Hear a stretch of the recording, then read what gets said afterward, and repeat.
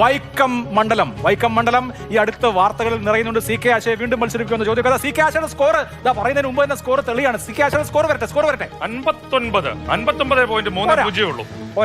പോരാ.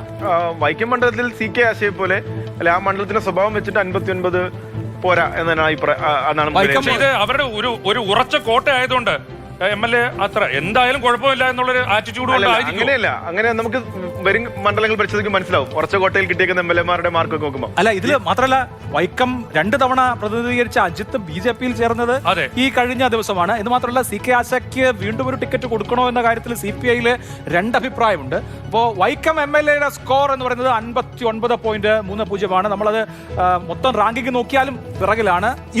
ഇത് തന്നെയാണോ പ്രതിഫലിക്കുക? ഇത് തന്നെയാണോ ഇനി വോട്ടിംഗിൽ അവിടുത്തെ രാഷ്ട്രീയമായ മൂഡ് ഇതാണോ എന്ന് പരിശോധിക്കാം.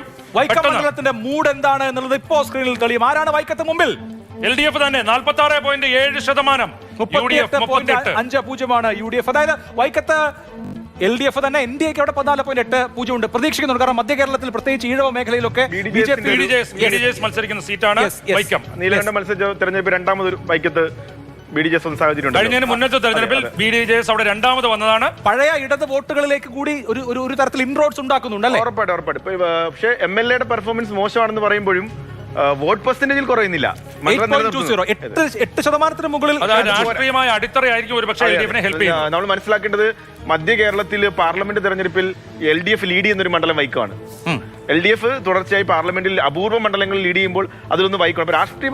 അതിന്റെ രാഷ്ട്രീയ സ്വഭാവം തന്നെ ഇടതുപക്ഷത്തോട് ചേർന്ന് നിൽക്കുന്നതാണ്. തീർച്ചയായിട്ടും പഴയ ചെത്തുതൊഴിലാളി പ്രസ്ഥാനത്തിന്റെ ഒക്കെ വലിയ പാരമ്പര്യമുള്ള ആ തരത്തിലുള്ള പാരമ്പര്യമുള്ള മണ്ണാണ് കമ്മ്യൂണിസ്റ്റ് പാർട്ടിയുടെ. CPI-യുടെ മണ്ഡലമാണ്. തുടർച്ചയായി CPI ജയിച്ചു വരുന്ന മണ്ഡലമാണ്. ഇത്തവണ 1991 മാത്രമാണ് ഏറ്റവും അവസാനം ഇവിടെ കോൺഗ്രസ് ജയിച്ചത്. അതിനുശേഷം കോൺഗ്രസ് ജയിച്ചിട്ടേ ഇല്ല, UDF ജയിച്ചിട്ടേ ഇല്ല. തുടർച്ചയായി CPI ജയിച്ചുകൊണ്ടിരിക്കുന്ന മണ്ഡലമാണ് വൈക്കം.